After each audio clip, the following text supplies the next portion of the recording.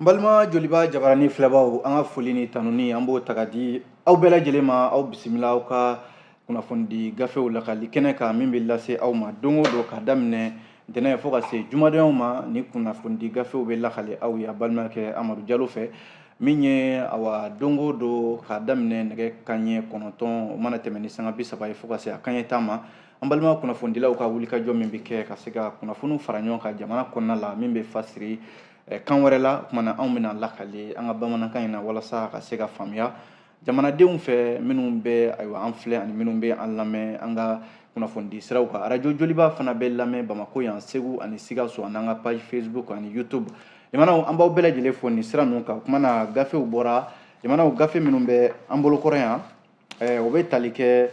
le Challenger ale bien, l'indicateur du renouveau bien, Info Matin bien, Nouvelle Horizon bien, le Soir de Bamako bien, fo ka taa se les Échos wele wele an bɛna nin fasɛdi sɛbɛn ninnu lakale a bɛ se ka faamuya sɔrɔ cogo min na jamanaw an b'a daminɛ ni min ye o ye l'indicateur ye a kumana a ko min bɛ dialogue intermalien n'o ye sigikafɔ min bɛ sen na sisan jamanadenw yɛrɛ dama ni ɲɔgɔn cɛ awa ko n'i ye jateminɛ kɛ awa segi kɛra kuma kɔrɔ dɔ kan kuma min bɛ yen n'a laɲinina jamanadenw fɛ a mɛnna awa n'o de ye kuma ɲɔgɔnya ka sigi Bamaci malidenw don maliden halalaw de don nka ninnu ko kow ma sɔn ayiwa ni u ye marifa ta jamana kama ne ka ɲi Amadu Kufa ani Yadi Agali ma ko kuma ɲɔgɔnya ka sigi u ni jamana ni ɲɔgɔn cɛ Bamaci minnu filɛ n'o ye Amadu Kufa ani Yadi Agali ye awa ko nin kɔni nin t'a siɲɛ fɔlɔ ye nin t'a siɲɛ filanan ye kuma ka kɛ a ka fɔ de ko kuma ka kɛ ninnu fɛ yɔrɔ n'o ye sigikafɔ min daminɛna ni k'a daminɛ duguma n'o ye phase communale ye ka na marabolow kɔnɔna la phase régionale sisan awa jamanaden bɛɛ lajɛlen de kɛn bɛ ka ɲɔgɔn sɔrɔ Bamako yan n'o ye phase nationale ye ka se ka kuma nin dialogue ko in yɛrɛ la jamanadenw yɛrɛ dama ni ɲɔgɔn cɛ ko segi kɛra a kuma kan tuguni jɛrɛjɛkulu dɔ bɛ yen awa u k'a ma commission paix et réconciliation et cohésion sociale o ye ayiwa dialogue yɛrɛ bolofara dɔ ye o de ko yɔrɔ o commission yɛrɛ sigilen bɛ bɛn ni tɛgɛdi ɲɔgɔnma ni yafa ko de la Mali kɔnɔ yan o commission in ko kuma ka kɛ Amadu Kufa ani Yadi Agali fɛ awa ni a baara bɛɛ lajɛlen bɛ ka kɛ CICB la nin waati in na l'indicateur du renouveau ka kuma la a ko n'i ye jateminɛ kɛ nin t'a siɲɛ fɔlɔ ye sabu sigikafɔ fɛn fɛn kɛra Mali la yan nɔ denniw la ka taa se conférence ka daminɛ Amadu Tumani Ture ka waatiw ka na se Ibrahim Boubacar Keita ka waatiw la sigikafɔ fɛn fɛn kɛra awa nin bɛɛ la a fɔra de ko Bamaci jɛkulu fila min n'u ye marifa ta jamana kama kabi san 2012 fo ka na se bi la ko a ka kan bi ninnu ka ɲini kuma ka kɛ u fɛ ɲinikɛla dɔ yɛrɛ bɛ nin jɛrɛjɛkulu in na ye n'o ye Boubacar Ba ye awa membre commission paix et réconciliation ale ko ale yɛrɛ ka hakilila la ko min ye jamana diinɛ ɲɛmɔgɔw ye kɛrɛnkɛrɛnnenya la silamɛ diinɛ ɲɛmɔgɔw ko ka lajɛ bi olu de ka wele kuma in ka da olu tulo kan ka baara in kalifa olu la walasa sira min bɛ yen n'a kun fɔra ko ka sira min n'a dara ni sira in tilala ka kuru ɲɛfɛ ko ka sira in ɲɛbɔ tuguni walasa cɛ fila min filɛ n'o ye Amadu Kufa ni Yadi Agali ye kuma ka kɛ u fɛ ko a kuma na maliyɛn kɔnɔna la tuguni yɔrɔ n'i y'a lajɛ Ibrahim Boubacar Keita ka waati transition yɛrɛ daminɛ an bɛ min na sisan maa min y'o ɲɛmaya kɛ Bandaw o fana ka waati la ani conférence d'entente nationale min fana kɛra san 2017 tɛmɛnen min ye dialogue national inclusif den ni san 2019 ni sigikafɔ fɛn fɛn kɛra awa kuma kɛra nin kelen kan ko ka Amadu Kufa ninnu ni Yadi Agali ninnu ko ka kuma kɛ u fɛ n'i y'a lajɛ gouvernement fɔlɔ min na ale ye a laɲini kɛra ale fɛ ko minnu bɛ ka silamɛya tɔgɔ ta ka da u yɛrɛ la bi a dɔw yɛrɛ la dialogue tɛmɛnen ninnu na a ko fɔra k'a fɔ de a kana da Yadi Agali ma hali minnu bɛ yen ni olu bɛ Bamaci jɛkuluba min n'u kama ko Al-Qaïda o Maghreb Islamique AQMI ko k'a lajɛ o maa bɛ yen ko min bɛ ka kɛlɛ kɛ ni diinɛ tɔgɔ ye ko k'u wele ko ka kuma u fɛ minisiri yɛrɛ min yɛrɛ b'an ka diinɛ ko kunna n'o ye Mamadu Kone ye ale ko sigikafɔ in kuma fɔra a mɛnna ko maa mafalenbaw minnu bɛ diinɛ ko la an ka jamana kɔnɔ yan ko olu bɛna kuma bɛna kalifa olu la olu ka se ka baara in ɲɛbɔ n'i y'a lajɛ nin kɛra Mamadu Kone min b'an ka diinɛ ko kunna ale ka kuma ye ni dialogue yɛrɛ min bɛ senna bi jamanaw k'a daminɛ conférence d'entente nationale dialogue national inclusive ka taa se min bɛ tali kɛ bi na conférence d'entente nationale ani dialogue intermalien awa o b'a yira k'a fɔ nin ko in bɛ malidenw hakili la kosɛbɛ k'a fɔ awa mali tɛ se k'a yɛrɛ sɔrɔ fiyewu basigi tɛ se ka na jamana kɔnɔ fiyewu awa an mago bɛ basigi min na ni nin cɛ fila n'o ye Yadi Agali ni Amadu Kufa ye kuma ka kɛ u fɛ walasa mali mago bɛ bɛn min ni basigi ni yafa min na ni kuma ma kɛ ninnu fɛ ko a bɛ se ka kɛ an ma taama dɛ Fasiri dun ye ɲininkali min kɛ yalima baara in a na se ka kɛ wa dialogue tɔw tɛmɛna sigafɔ minnu tɛmɛna a kuma fɔra o kan nka hali sisan ko Ibrahim Boubacar Keita yɛrɛ ka waati la ɲɛfɔli tun kɛra conférence d'entente nationale la nka u tilala k'o papier kuru k'o bila tiroir kɔnɔna la bi a kuma tilala ka walaka tuguni jamanadenw fɛ dialogue intermalien ale kɛnɛ ka indicateur ka fɔ la ni n'a nana kɛ ni nin kuma in tara ba la dialogue intermalien fɛ ko baara ka kɛ n'a ye jamana ɲɛmɔgɔw nin bɛna fɔ woso kalaman wɛrɛ u tɛgɛ kɔnɔ ayiwa u bɛna se ka min suma nka waati de bɛ se ka o tiɲɛ fana di an ma ale dialogue intermalien kelen in na ani info matin bɛ ɲɔgɔn dafa ni a fɔra ko kuma ka kɛ Yadi Agali ni Amadu Kufa fɛ nka ko dialogue la ayiwa bi in na min bɛ ka kɛ jamana kɔnɔ yan awa hakilila wɛrɛw bɛ yen jamanadenw bɛ ka kuma minnu kan o ye furanjɛla fanga yɛrɛ awa bi in na n'i y'a lajɛ ko furanjɛla fanga waati ani waati min kan ka d'a ma ni jamanakuntigi colonel Asimi Goyita ka cɛ bɔ ka kɛ jamanakuntigi ye ko o fana ye kumaw ye kuma kɛra minnu kan kosɛbɛ yɔrɔ baaraw dayɛlɛla ka min ntɛnɛn tɛmɛnen dialogue phase nationale awa a yala k'a fɔ ko commission min bɛ yen ni o bɛ kuma politique kow kan ko commission de ko furanjɛla fanga waati ko dɔ ka fara kan dɔw yɛrɛ ko ka daminɛ kalo 2 la ka taa bila san 5 la ani fana ko colonel Asimi Goyita min bɛ furanjɛla fanga ɲɛmɔgɔya la bi ko ale k'i kanbɔ jamanakuntigiya nɔfɛ tuguni nka u ma da u ma u y'u kanto fana k'a fɔ ko gouvernement kura min n'a fɔra k'a fɔ k'o bɛna sigi ko ministre kana tɛmɛ maa 25 kan ani fana ko jamana ka musaka ninnu ko caman de ka bɔ o la sabu ko gɛlɛya yɛrɛ na taa o taa ayiwa jamana ɲɛmɔgɔw fana kan ka misali ɲuman de yira nin de kɛra kumabaw fana ye info matin ni indicateur bɛ ɲɔgɔn dafa kuma minnu na ale info matin kelen ka kuma la ko dugujukɔrɔ nafolo min n'u k'a ma ko lithium n'ale baaraw yɛrɛ bɔli bɛ senna nin waati in na Gulaminiya a filɛ nin ye Buguni mara la ko min bɛ cakɛda min n'o bɛ Australie tɔgɔ la Mali kɔnɔ yan société australienne min n'ale ni Mali gouvernement kun ye bɛnkan kɛ k'a fɔ ko ayiwa dugujukɔrɔ nafolo lithium bɔli bɛna daminɛ nka ko ko Australie mi sen bɔ a ko in na fiyewu info matin y'a jira k'a fɔ Australie kɔni ko ale da foyi t'a ko la bilen ale ka nafolo min kun donna a ko la ale jɛnna o kɔ ka ko chinois ka cakɛda dɔ bɛ yan n'o ye Gafeng Lithium ye o fana ko chinois olu de ye o fana san Australie jamana bolo n'i y'a lajɛ bi nafolo kasabi min bɛ yen n'a falenna o la a bɛ se dolari wari miliyɔn 342 ɲɔgɔnna ma Américains ka dolari wari la min kan ka sara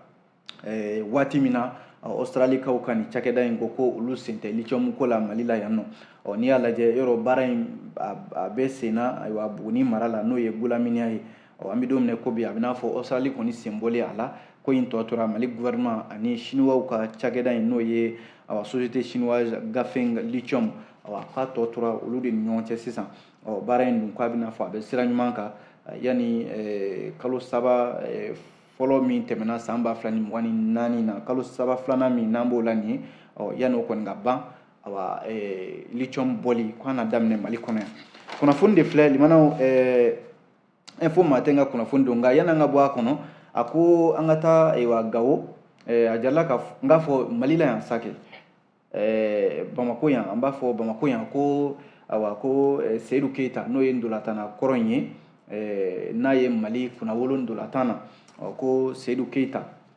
ale ka usine kura ko a tɛ sira la fiyewu ka dayɛlɛ Seydou Keita nafolo min n'a y'o bɔ a jufa la ka don min ye nin usine na a bɛ se miliyari 14 ɲɔgɔnna de ma complexe agro-industriel Seydou Keita min n'a ye ndolantan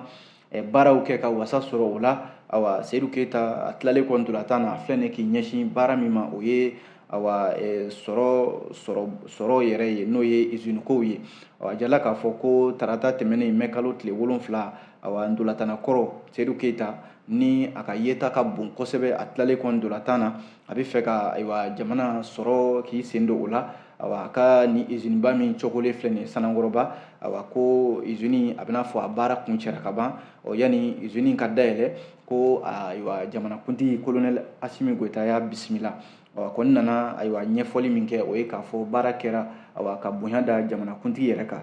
n'i y'a lajɛ Seydou Keita kɛlen ka ntolantan baaraw kɛ a tilalen kɔ o la a y'i ɲɛsin a ka jamana ma a yɛrɛ ɲininkali a ko maa o maa bɛ yen k'i bɛ se ka fɛn kɛ i ka jamana kɔnɔ n'a se b'i ye o kumana i kana foyi kɔnɔ o la sabu faso ye faso de ye n'a fɔra ko nafolo b'i kunna ko a ɲɛti tɛ maa wɛrɛ fo e yɛrɛ kɔ walima i bɛ taa a don jamana wɛrɛ kɔnɔ o kɔni ye nafolo b'i bolo nka nafa de ma y'a la Seydou Keita ko seni min kɛra ale ye ale kɔni nana ka n'a lajɛ ka se ka usine dɔ dayɛlɛ an ka jamana kɔnɔ yan min na a nafolo kasabi bɛ taa miliyari 14 ɲɔgɔnna la n'i ye dugukolo min a jɔra o kan o bɛ taa hectare 7 ɲɔgɔnna la ko usine in kɔnɔ fɛn caman baara caman de bɛna k'a kɔnɔ sabu n'i y'a lajɛ ko situlu bɛna bamayɛlɛma a kɔnɔ n'i y'a lajɛ don o don tɔni 100 ɲɔgɔnna min fana ye ka situlu ka fɛn wɛrɛ bɔ a la don o don tɔni ba 300 ba 30 sakɛ o bɛna bɔ a la ka taa se awa min ye kɔrikolo yɛlɛma k'a kɛ tulu fana ye o fana don o don tɔni 200 o fana bɛna sɔrɔ ani bagan dumuni awa n'i y'a lajɛ o fana don o don tɔni 120 ɲɔgɔnna o bɛna bɔ a la don o don ani bidɔn fana min bɛ dilan o fana bɛna dilan yɔrɔ kofɔlen in na ka taa se safunɛw ma ayiwa a n'a ɲɔgɔnna caman i n'a fɔ Seydou Keita a y'a ɲɛfɔ cogo min na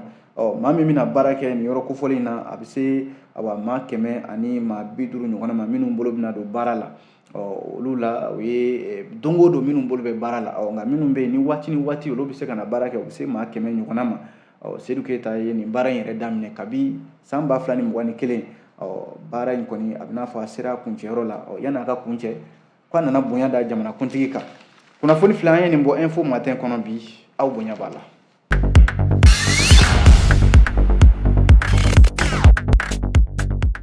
An bɔra ye fasiridi sɛbɛn min bɛ yen n'an ko a ma ko le challenger a kumana a ko min ye docteur Choguel Kokala Mayiga min ye premier ministre ye bi Choguel ka gafe min n'a sɛbɛnna kuma caman de bɛ gafe in kɔnɔ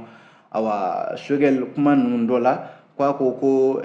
Imam Mamudu Diko ko o kun ka laɲini tɛ ka Ibrahim Boubacar Keita ala ka hinɛ na o ka fanga dafiri nin ye kumasen ye min taara Choguel Kokala Mayiga ka gafe kɔnɔna la Choguel Kokala Mayiga yɔrɔ a ye gafe min sɛbɛn n'a tɔgɔ ye ko le Mali ma vie ko a ka gafe in kɔnɔ k'a ko Imam Mamudu Diko min kun ye M5 RFP mouvement de 5 juin rassemblement des forces patriotiques o ɲɛmaa yɛrɛ ye autorité morale ko jamanakuntigi Ibrahim Boubacar Keita ala ka hinɛ la ale ka fanga yɔrɔ M5 RFP de tun b'o fanga in kɔ ko fo ka fanga in bin nka ko a waati la maa min tun bɛ M5 koɲɛ bɛɛ lajɛlen ɲɛma n'a ko tun tɛ fɔ a kuma foyi tun tɛ fɔ Imam Mamudu Diko kɔ a jirala k'a fɔ ko Imam Mamudu Diko ka laɲini tun tɛ yɛrɛ ko Ibrahim Boubacar Keita ka fanga ka dafiri ko nka laɲini min tun b'a la k'o de tun ye a ka minisiri ɲɛma n'o ye Bubu Sise ye ko o de tun ka bɔ minisiri ɲɛmaya la k'o de tun ye Imam Mamudu Diko ka laɲini ye ko nka maa min ye gafe sɛbɛn n'o ye Choguel Kokala Mayiga ye a ka gafe in kɔnɔ le Mali ma vie k'a ko juillet kalo tile 20 san 2020 ko Imam Mamudu Diko k'a ye comité stratégique min bɛ M5 RFP tɔgɔ la k'a ye o bisimila walasa ka se ka i da don u bɛ kɛlɛ min na kɛlɛ in sini bɛna kɛ cogo di nka ko Imam Mamudu Diko k'a na kɛ délégation min taara a kuma ɲɔgɔnya k'a k'u ma ko ale ka laɲini tɛ Ibrahim Boubacar Keita ka fanga dafirili k'ale ka laɲini de ye ko Bubu Sise ka bɔ premier ministeriya la kabi o don ɲɔgɔnye min kɛra o don ko Imam Mamudu Diko ni M5 mɔgɔw u ye baw fara o don sabu Choguel ka kuma la ka gafe kɔnɔ ko M5RFP kuma lasela kɔrɔ yɛrɛ n'o ye Choguel ye yɔrɔ bi ale tɛ M5RFP ɲɛmɔgɔya la ko kabi o don ko u ni Imam Mahamudu Diko ma se ka ɲɔgɔn faamuya M5RFP koɲɛw la fo kana se furanjɛla fanga daminɛ ma kana bandaw sigi k'o kɛ furanjɛla fanga ɲɛmaa ye ni Imam Mahamudu Diko ka kuma na fɛn fɛn kɛ a waati la i b'a sɔrɔ a kelen de bɛ hakililaw ta a t'i sara maa la fo kana furanjɛla fanga yɛrɛ sigi fo kana bila an bɛ don minɛ ko bi Imam Mahamudu Diko laɲini dɔ de tun b'a fɛ a kelen maa yɛrɛ tɛ min dɔn o laɲini o nafa b'a kelen de kan Choguel ka fɔ la ka gafe kɔnɔ ko o de ma sabati n'o de kɛra fɔɲɔgɔnkɔ yɛrɛ ye ani furanjɛla fanga ɲɛmɔgɔw cɛ bi Choguel ka nin kuma in a ye nin bɔ a ka gafe kɔnɔ min ye challenger ye a ye nin sɔrɔ ale kɔnɔna la Siyaka Dunbiya ka fasiri don limanaw ale challenger kelen y'a jira k'a fɔ ko kuma dɔ bɛ senna bi n'a fɔra k'a fɔ ko Mali ni Côte d'Ivoire cɛ kuran ko yɔrɔ ko ji ka da sɛnɛ kan n'i ye jateminɛ kɛ Mali ni Côte d'Ivoire cɛ kuran kolonsoli min na a baara kɛra a mɛnna ko maa dɔw de bɛ olu de ye baara in kɛ nka ko a tɔgɔ bɛ ka taga di maa wɛrɛ ma challenger y'a jira k'a fɔ ko baara in yɛrɛ ka sigi sen kan n'i y'a mɛn Mali ni Côte d'Ivoire cɛ kuran sera ka sigi sen kan Mali ye Côte d'Ivoire ye kuran di Mali ma ko maa min sera ka baara in sigi sen kan a nafolo ko a wulikajɔw a taa ni ka segin n'a boli ko Madani Amadu Tal ale de ye baara in kɛ ko nka ɲinan bɛ ka kɛ cɛ in kɔ bi dɛ n'i y'a lajɛ kuma minnu bɛ ka fɔ bi ni o bɛ ka fɔ kunnafoni siraw kan k'a fɔ ko Mali ni Côte d'Ivoire cɛ kuranko ko cɛ dɔ bɛ yen ale tɔgɔ ye ko Tidjane Thiam ale tun ye Côte d'Ivoire ka premier ministre kɔrɔ dɔ ye premier ministre a bɛ premier ministre la nin waati in na ko ale de kɛra sababu ye ko kuran ko min na a ɲɛnabɔra Côte d'Ivoire ni Mali cɛ ko ale de y'a baara kɛ k'a sɔrɔ dun maa bɛ yen min de baara in kɛ min ye maliden ye n'o ye Madani Amadu Tal ye ale kɛra Amadu Tumani Ture ka conseil économique ye ladiliko nasira la sɔrɔko nasiraw la nka a ko kuma tan bɛ ka da maa min na bi o de ye Tidjane Thiam ye Tidjane Thiam min ni ale ye Côte d'Ivoire ka den ye a bɛ premier ministre la ye ko ale tun ye hakilila in ta a bɛ san 25 bɔ nka n'i y'a lajɛ baara in kɛra fo ka n'a bila bi la ko a tɔgɔ tan bɛ ka da o la kunnafoni sira dɔw yɛrɛ i n'a fɔ Jabiga Soro ale yɛrɛ y'a bila min ye Arik Soir ale fana y'a ta ariksoir.net min ye a lasera Opera News fɛ avril kalo tile 30 san 2024 tɛmɛnen na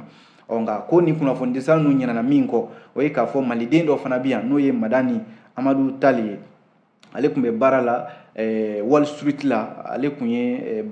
banki baarakɛla ye a welela Amadu Tumani Ture fɛ kana fɔ k'a kana kɛ a ka ladilikɛla ye sɔrɔ ko nasiraw la ko n'i y'a lajɛ nafolo fɛn fɛn dira a ko la k'a daminɛ Ferekese dugu kana Bamako miliyɔn 200 dora wari la ale ye Madani Amadu Tal de sera k'o bɔ banki dɔ la n'u k'a ma ko Exim Bank Hindu jamana kan ka tila ka nafolo wɛrɛ sɔrɔ san 2006 san 7 o kɔfɛ o y'a sɔrɔ Tidjane Thiam yɛrɛ ale tun tɛ premier ministre la o baara in bɛɛ lajɛlen kɛra ale kɔ ko nin ye waati fana Mali ministre min n'o ye Ahmed Diané Semega ani Côte d'Ivoire